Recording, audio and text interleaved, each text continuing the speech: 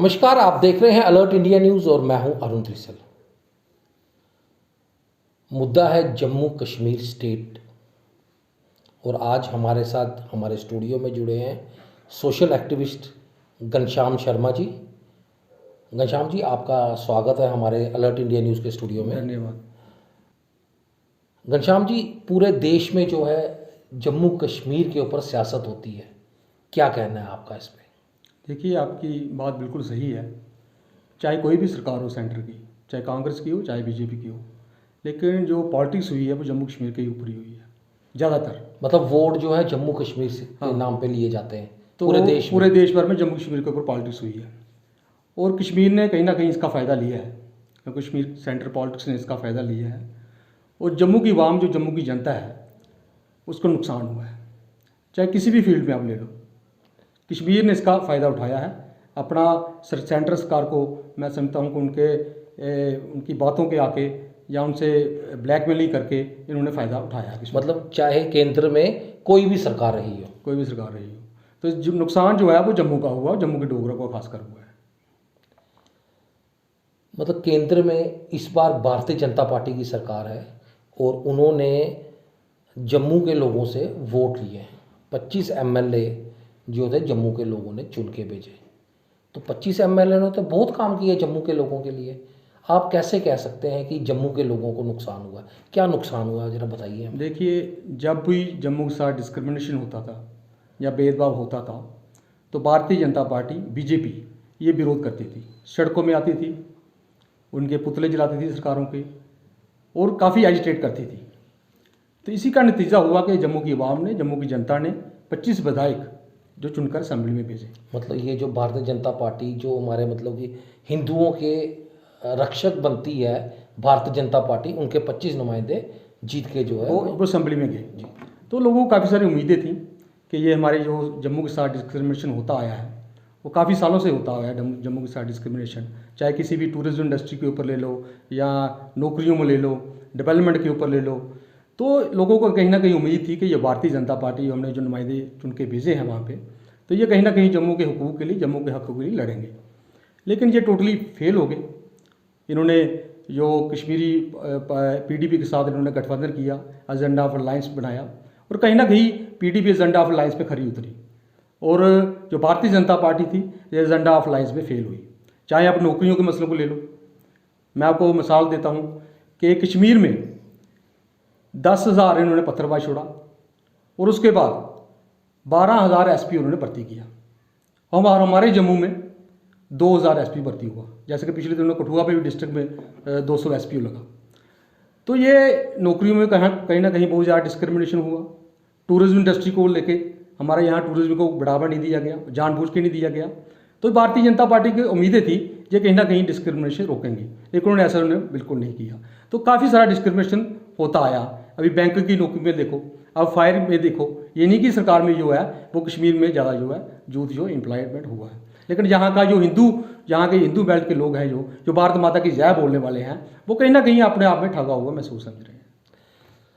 घनश्याम जी, जम्मू कश्मीर जब बात कहीं पे भी चलती है तो जम्मू कश्मीर की चलती है, तो क्यों जम्मू को अलग और कश्मीर को अलग जो है वो नज़रिए से देखा जाता है, उसका ज़रा हमें बताइए। देखिए, आपने बिल्कुल सही बात कही कि जम्मू कश्मीर 2 खित्ते हैं यहाँ के, पहले 3 थे, ले अलग था। तो इसमें अलग नज़रिए से देखा जा रहा है कि जो कश्मीर की जो पॉलिटिक्स है उसके अलग से एजेंडे हैं अपने और जम्मू के अलग हैं। तो यहाँ का जो एरिया है और कश्मीर का जो एरिया है इसमें भी काफ़ी अंतर है। तो इसी मैं बताना चाहता हूँ कि इसमें जम्मू कश्मीर को जो अलग अलग जो गिना गया है, अब इनको यूटी बना दिया गया है, जम्मू कश्मीर को यूनियन टेरिटरी बना दिया गया है। तो इसमें भी ज़्यादा जो नुकसान हुआ है वो जम्मू का ही हुआ है, वो जम्मू का ही हो रहा है। क्योंकि अब जो भी यहाँ पे हमारी जो एडमिनिस्ट्रेशन है, जो क्योंकि यहाँ पे एलजी हैं, वो भी कहीं ना कहीं वो कश्मीरियों को ही बात सुन रहे हैं, लेकिन जम्मू की बात अभी यहाँ पे दबी हुई है।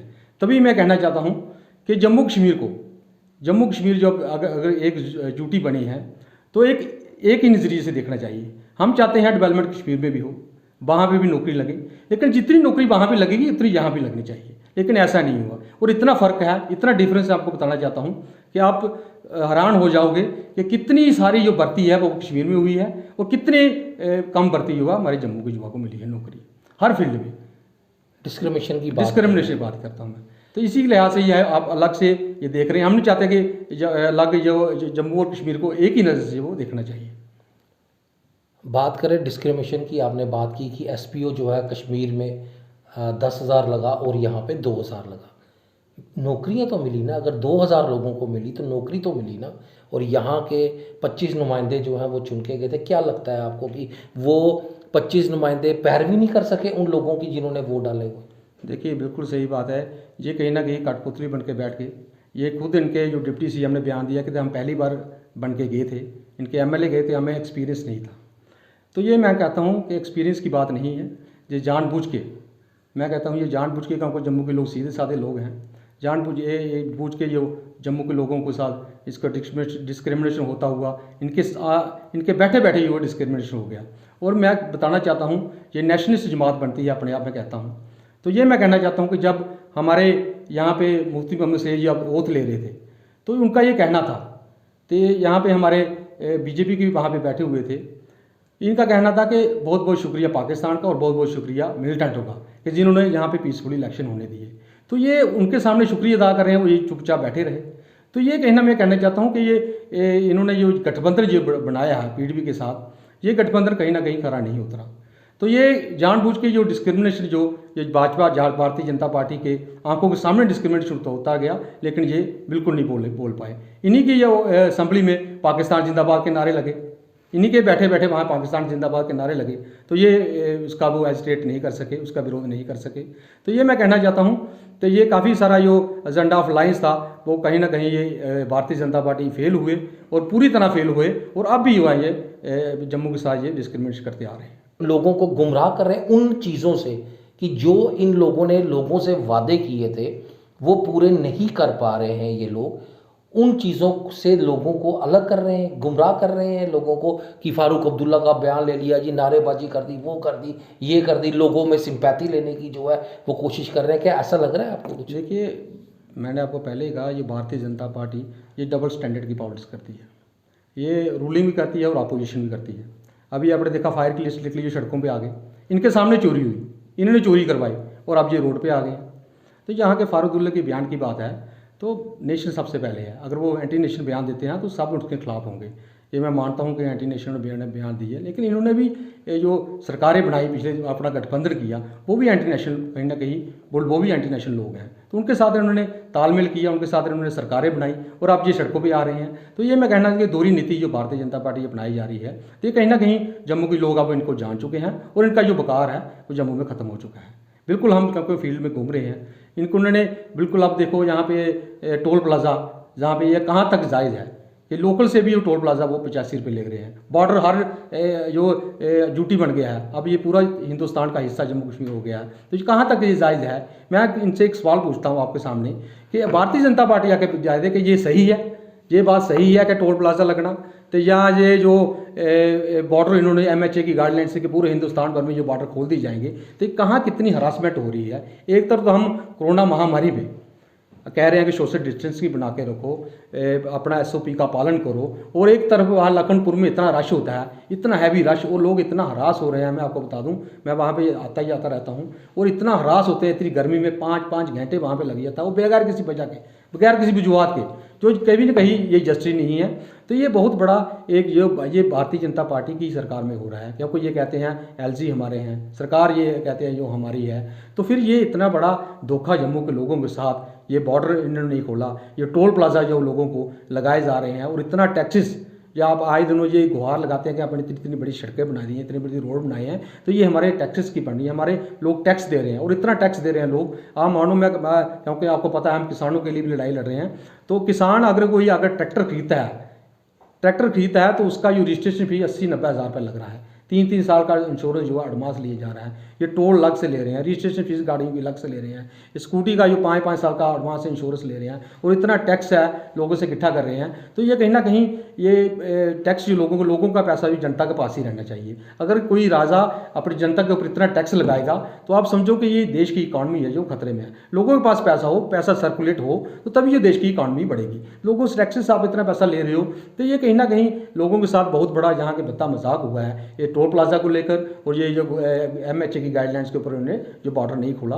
तो ये कहीं ना कहीं चाहता हूँ ये हमारे यहाँ के जो नुमाइंदे हैं उन्होंने इसके ऊपर सोचना चाहिए था, लेकिन उन्होंने यहाँ के लोगों के साथ बिल्कुल धोखा किया। नहीं, हमारे MP हैं डॉक्टर जितेंद्र जी, वो बार बार ट्वीट करते हैं कि कभी कहते हैं कि हमने 2 दिनों में बॉर्डर खुल जाएगा, 3 दिनों में बॉर्डर खुल जाएगा, ट्वीट पे ट्वीट करते जा रहे हैं वो। और लोग जो है वो उनके ट्वीटर्स को पढ़ के कोई बाहर है, कोई आने की कोशिश करता है, पर जब वो बॉर्डर नहीं खुलता तो काफ़ी जो है मन जो है वो उनका दुखी होता है कि हमने अपना नुमाइंदा चुन के जो है MP साहब को भेजा था। तो आज MP साहब का कहीं पे भी हमको मतलब कि कुछ दिख नहीं रहा। क्या कहना चाहते हैं आप? देखिए, हम लोग सरकारें चुनते हैं, नुमाइंदे चुनते हैं अपनी सहूलत के लिए और अपनी बेहतरी के लिए कि हमारे काम हो सके, लेकिन ये सहूलत नहीं, उल्टा ये दुख दे रहे हैं। ये आए दिन ट्विटर करते रहना कि ये बॉर्डर खुल जाएगा। मैं चाहता हूँ कि जहाँ तो ये यहाँ पे कोई घपला है या जहाँ पे करप्शन का हब बना हुआ है, तो जहाँ ये जानबूझ के नहीं खोल रहे, जान का यह कहना यहाँ पे कोई नहीं मानता। इनमें से 2 चीज़ें हैं। तो अगर ये है कोई इसमें कोई साजिश है तो इसका ये पर्दाफाश हो जाएगा कि ये किसी किन्हीं वजूहत के कारण इसमें कौन सी हमारी एडमिनिस्ट्रेशन जो है इसमें तालमेल है इनके साथ कि क्यों नहीं खोल रहे, इसकी क्या वजह है कि ये लोगों को जानबूझ के जो हरास किया जा रहा है। और मैं एक बार और बता दूँ आपको, ये मैं स्पष्ट कहना चाहता हूँ कि कोई भी भारतीय जनता पार्टी का कार्यकर्ता या कोई भी जो रिप्रेजेंटेटिव यहाँ आपके कह दे कि ये सही है कि गलत है, ठीक है, ड्यूटी बनाई इन्होंने, हम मानते ड्यूटी बना दी इन्होंने, लेकिन ऊपर से कोरोना महामारी फैली हुई है। एक तरफ तो ये कहते हैं कि SOP का पालन करो, मास्क पहने चलो, जो मास्क नहीं पहनेगा 300 रुपये उसको हम जुर्माना करेंगे। वो गरीब लोगों को जुर्माने हुए भी काफ़ी। सोशल डिस्टेंसिंग करो, गैदरिंग मत करो। दूसरी तरफ इन्होंने डोमिसाइल बनाने जो लॉ लाया है कि डोमिसाइल बनना चाहिए, ठीक है, डोमिसाइल ही बने, लेकिन जिनके पास स्टेट सेट हैं, जिनके पास PRC हैं, वो एडिशनल DC ने जो डॉक्यूमेंट साइन किया हुआ है और इसमें डोमिसाइल भी वही लिखना कि यहाँ का बाशिंदा, उसमें स्टेट सेट में वही लिखा है कि यहाँ का बाशिंदा है। तो कोरोना महामारी के बीच में मैं हीरानगर में भी जाता हूँ, अभी मैं सेक्टर में गया था और इतना रश है वहाँ के 500 बंदों की, 200 बंदों की लाइनें लगी हुई हैं डोमिसाइल बनाने के ऊपर बगैर किसी वजह के, और जिनके पास स्टेट सेट हैं वही बनाए जा रहे हैं। तो ये गवर्नमेंट ने देखना चाहिए था कि इसके जरूरी डॉक्यूमेंट है कि नहीं। अगर बनाना भी है आपने तो कोरोना महामारी के बाद में बनाओ। मैं सही बात बताता हूँ, ये बहुत बड़ा धोखा हुआ लोगों के साथ। लोगों को लाइनों में खड़ा कर दिया है। स्टेट सेट बनाने में लोगों ने 1-1 साल अपना वेस्ट किया है, 2-2 साल के जिन्होंने वेस्ट किए हैं, और डोमिसाइल के ऊपर अब ये फिर से लाइनों में लोगों को लगा दिया इन्होंने, और बगैर किसी वजह के। कहाँ का ये जस्टिफाइड से हमें करे कि क्या डोमिसाइल कितना जरूरी डॉक्यूमेंट है कि इसके बगैर हम रह नहीं सकते, इसके बगैर हम जी नहीं सकते हैं। अगर बनाना ही है तो साल के बाद बनाओ, आहिस्ता आहिस्ता बनाओ। जिनके पास नहीं बने उनके बनाओ, अगर बनाने हैं तो साल के बाद बनाना चाहिए। लेकिन लोगों को इन्होंने खा जो है वो लाइनों में और धूप में गर्मी में लोग जहाँ पे सड़ते रहे फाइलें लेके, क्योंकि हरासमेंट तो होती है, 2 दिन बाद तो चक्कर लगाना ही पड़ता है। तो ये मैं कहना चाहता हूँ, यूटी के बढ़ने के बाद हमारी जो सेल्फ रिस्पेक्ट है वो आज ख़त्म हो चुकी है। आज जहाँ पे प्रोग्राम पहले बैक टू विलेज चला, अब जहाँ पे प्रोग्राम चला है अपना टाउनशिप के बारे में प्रोग्राम चला है। तो ये मैं माई टाउन का प्रोग्राम चला है, माई प्राइड। हर कोई यही अपना बनाता है सिस्टम कि हमारे यहाँ गलियाँ ख़राब हैं, नालियाँ ख़राब हैं, लेकिन इनको बेसिक जो इशू है इनको पता नहीं है कि हमारे बेसिक इशू क्या हैं। आज हमारी सेल्फ रिस्पेक्ट जो है वो ख़त्म हो चुकी है, चाहे अमीर है चाहे गरीब है। अब सेक्टर में हम जब कहीं भी चले जाएँ तो फाइलों के लिए हमें दर दर घूमना पड़ता है। कई बार हमारे गरीब लोग ऐसे फिरते हैं, दर दर में देखता हूँ उनको यहाँ पे कोई नहीं पूछता है, कभी एक जगह फाइल कभी दूसरी जगह फाइल। हमारी जो सेल्फ रिस्पेक्ट है हमें ये चाहिए। हमारी आज की तारीख में हमारी सेल्फ रिस्पेक्ट चली है, डेवलपमेंट होती रहेंगी, होती आई हैं, लेकिन हमारी हमारी जो इज्जत है वो हमारी मतलब आप ये कहना चाहते हैं कि स्टेटहुड हमें वापस मिले? हाँ, स्टेटहुड जो है, क्योंकि हमारी जो रियासत है वो काफ़ी पुरानी रियासत है और काफ़ी रिच रियासत थी हमारी। यहाँ पे कहीं भी यहाँ पे किसी के ऊपर टैक्स नहीं लिया जाता था। तो काफ़ी पुरानी रियासत हो, काफ़ी ये डोगरों की रियासत, एक काफ़ी जदोजहद करके ये रियासत हमने स्टेट रिस्पेक्ट हमें मिला था। तो ये कहीं ना कहीं हमारी जो सेल्फ रिस्पेक्ट है जो वो ख़त्म हो रही है। हम घनश्याम- चाहते हैं स्टेट रोड वापस जल्दी जल्दी से। घनश्याम जी, आप किसानों के साथ भी चलते हैं। ये जो स्टेट लैंड, लोग किसान जो है वो फसलें उगा रहे थे स्टेट लैंड पे, अब सरकार ने ऑर्डर निकाला है कि वो स्टेट लैंड जो हैं किसानों से वापस ले ली जाए। कितना आप इस चीज़ को ठीक समझते हैं? देखिए, अभी आपको पता है हमारी वो मीटिंग चल रही है इसके ऊपर, और काफ़ी सारा लोगों ने हमें कहा कि इसके ऊपर जो है आप बोलो, क्योंकि हमारी जो है जो ज़मीन है हमें कहीं ना कहीं इसका हम इनसिक्योर फील कर रहे हैं कि कहीं ना कहीं हमारी ज़मीनें चली ना जाएँ।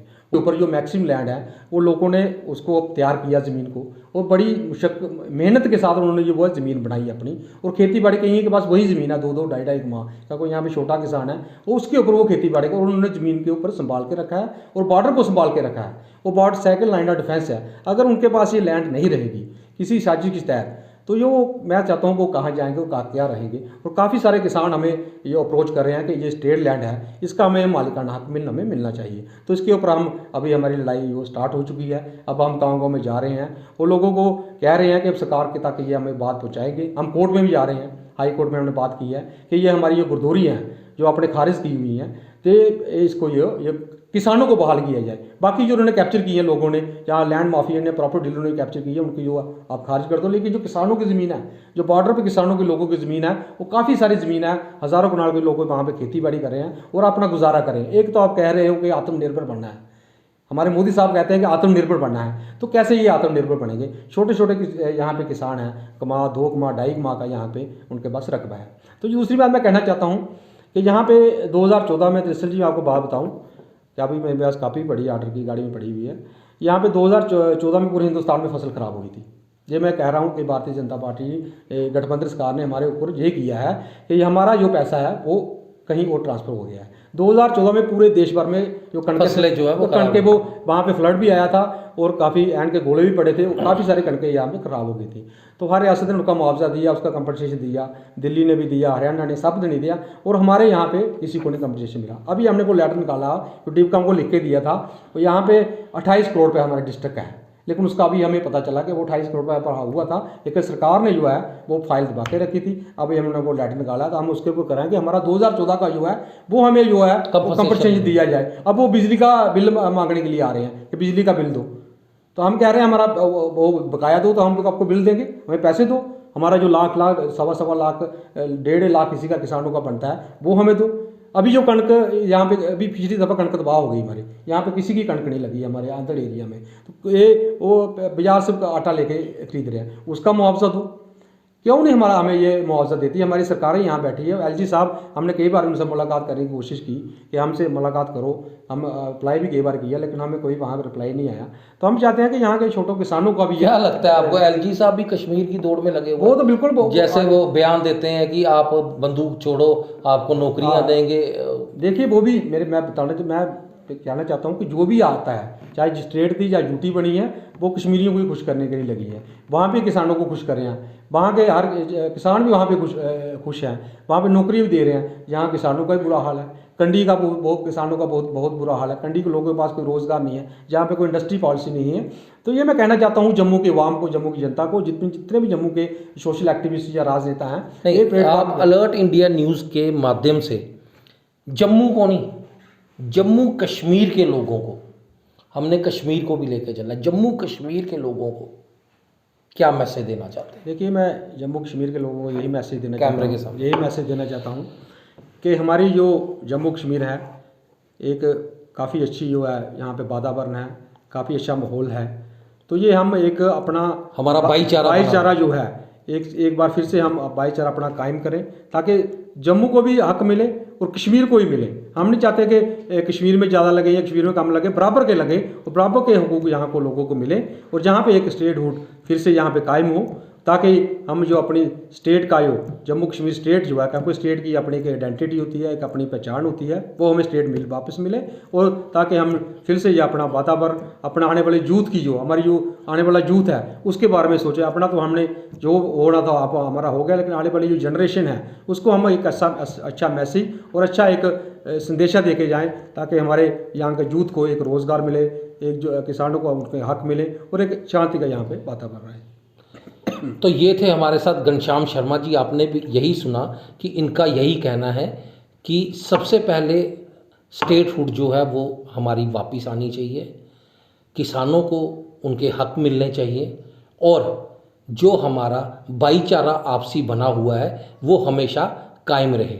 क्या श्याम जी आप कहना चाहते हैं कि कोई ऐसा प्लेटफॉर्म बनाया जाए जम्मू कश्मीर के लोगों के साथ मिलकर कि स्टेटहुड के लिए, जैसे ही कश्मीर में अभी गुपकार का जो इन लोगों ने स्टार्ट किया है, उस तरह का कोई मतलब कि कोई अलग से प्लेटफॉर्म बनाया जाए? स्टेटहुड के लिए तो प्लेटफॉर्म बनना चाहिए। मैं कहता चाहता हूँ कि ये एक लड़ाई है और पिछले दिनों होम मिनिस्टर का एक आया भी है बयान के यहाँ पे जल्दी ही स्टेटहुड मिलेगा। तो ये स्टेटहुड मिलेगा तो ये हमारे जम्मू कश्मीर के लोगों के लिए एक फिर से जो है वो खुशहाली लाएगा। स्टेटहुड जो है वो वापस मिलनी चाहिए और हमारा जो आपसी भाईचारा है वो कायम रहना चाहिए। ऐसी चर्चाएं आपको आगे भी दिखाई जाएंगी। तब तक के लिए अलर्ट इंडिया टीम को दीजिए इजाज़त। नमस्कार।